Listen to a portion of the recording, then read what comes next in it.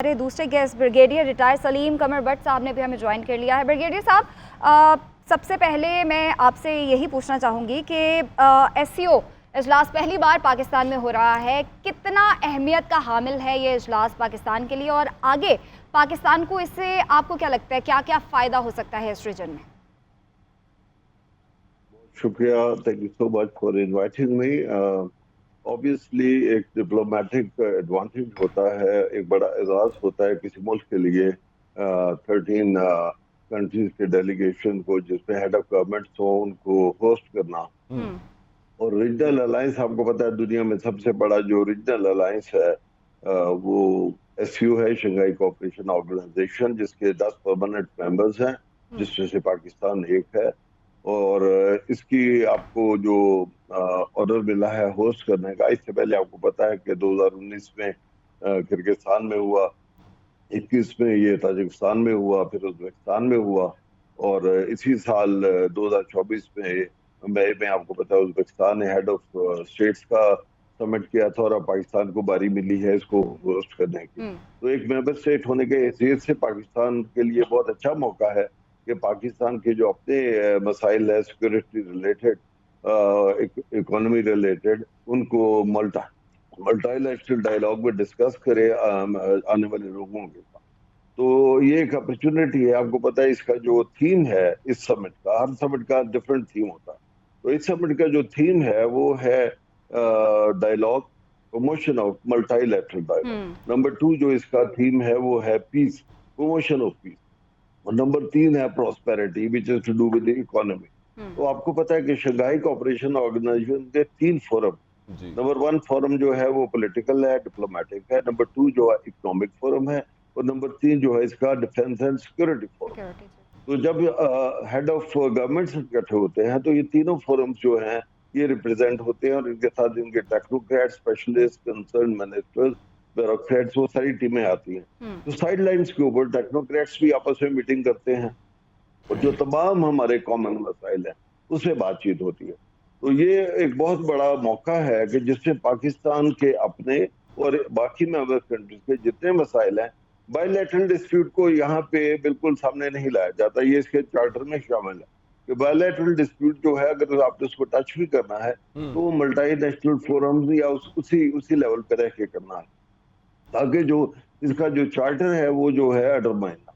तो ये बात ज़हन में रखनी चाहिए कि ये सेंसिटिविटी है, जैसे इंडिया पाकिस्तान है, एक छोटा सा प्राइम मिनिस्टर नहीं आ रहे, जबकि उनको आना चाहिए था, मोदी साहब को आना चाहिए था, उन्होंने अपने फॉरेन मिनिस्टर को भेजा जो आ जाएंगे एक रात के लिए। तो वो आप देख लें कि ये एक सेंसिटिविटी है। तो पाकिस्तान में अगर हम ये होप करेंगे यहाँ पे, पिछली दफ़ा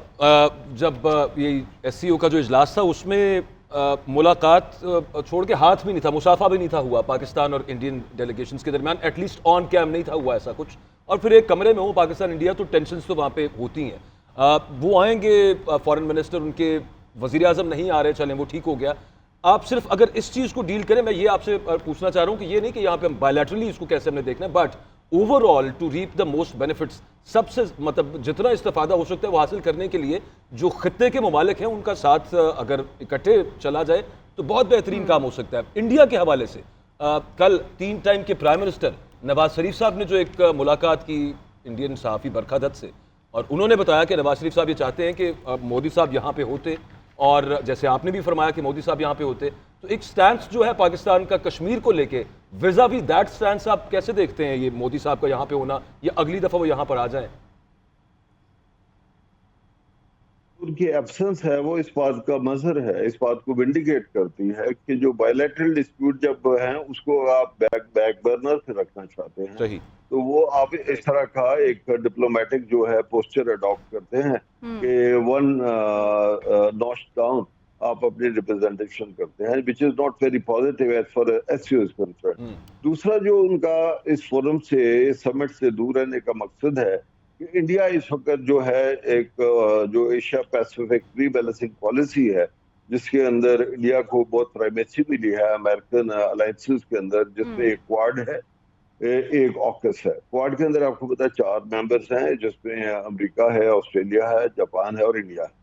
और ऑकस जो है उसमें ऑस्ट्रेलिया है, UK एंड US।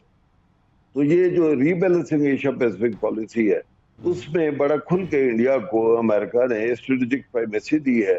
اور اگر ان کا پرائم منسٹر یہاں پہ آتا ہے تو ملٹی لیٹرل جو ایشوز ہیں جو رشیا اور چائنا کے ہیں یا اس ریجن کے ہیں، سینٹرل ایشیا کے ہیں، تو وہ ایک طرح سے ایسے امپریشن ملے گا جیسے India is trying to be in two boards at the same time. Prime minister کا نہ ہونا اور صرف فارن منسٹر کو بھیجنا، اس کی ایک بڑی ریزن یہ بھی ہے۔ بائی لیٹرل جو آپ کو پتا ہے کشمیر ایشو ہے، ڈسپیوٹ پاکستان انڈیا کا، لیکن انڈیا کے جو چائنا کے ساتھ بھی بارڈر ڈسپیوٹ ہے 3 ریجنز کے اندر، جس میں ناردرن کشمیر، لداخ، لے بھی شامل ہے۔ تو ان چیزوں کو بائی لیٹرل ایشوز کو بیک برنر پہ رکھنے کی ایک انڈیکیشن ہوتی ہے کہ آپ ون ناچ ڈاؤن پلے کریں اور مین جو ایکٹر ہے اس کو سامنے نہ لائیں۔ لیکن having said that, مجھے چونکہ ایکسپیرینس ہے، I was the first representative from Pakistan in 2005 in Security Forum in Beijing، اور اسی سال پھر میں نے آ کے رپورٹ لکھی یا بریفنگ دی ہیں گورنمنٹ کو، تو اسی سال پھر ہم نے ممبرشپ کے لیے اپلائی کیا 2005 میں۔ تو آج اگر یہ 20 سال کے بعد آج ہم سمٹ ہوسٹ کر رہے ہیں تو اس میں 20 سال کی محنت شامل ہے، جس میں تمام جو ٹیکنوکریٹس آئے ہیں ان 20 سالوں میں، ان سب نے اپنا اپنا حصہ ڈالا ہے۔ تو پاکستان کو جو بائی لیٹرلزم میں جو ایشوز ہیں اس کو بہت ہی ڈیلیکیٹلی ہینڈل کرنا ہے، بیکاز چائنا یا رشیا جو انہوں نے چارٹر ڈرافٹ کیا ہوا اس میں بڑا کلیئرلی ڈیفائنڈ ہے کہ آپ بائی لیٹرل ایشوز کو جو ہے وہ سم پوائنٹس جو ہیں جو تکلیف سے ہو سکتے ہیں یا اس کو ڈٹرمائن کر سکتے ہیں، ڈیلیکیٹلی بھی ہینڈل اس کو کرنا ہے، سامنے نہ لائیں۔ کمپلیکسٹی بھی ہے کچھ معاملات کے اندر، اور بڑا سمجھ بوجھ کے ساتھ، بڑی عقل کے ساتھ، بہت وائزلی اس کو ڈیل کرنا ہے، کیونکہ وہی جو ابھی خاص طور پہ ہم نیبرز کے ساتھ جو اپنے معاملات کی مسائل کی بات کر رہے ہیں اس پر مزید گفتگو بھی جاری رکھتے ہیں، خاص طور پہ اگر اکنامک ری الائنمنٹ کی بات کی جائے تو ڈاکٹر سلمان شاہ صاحب ہمارے ساتھ موجود ہیں، but after a small break we will ask ہم کہ between the U S and the China Russia bloc Pakistan کہاں پہ کیسے سٹینڈ کر سکتا ہے اکنامکلی، خاص طور پہ پوچھیں گے۔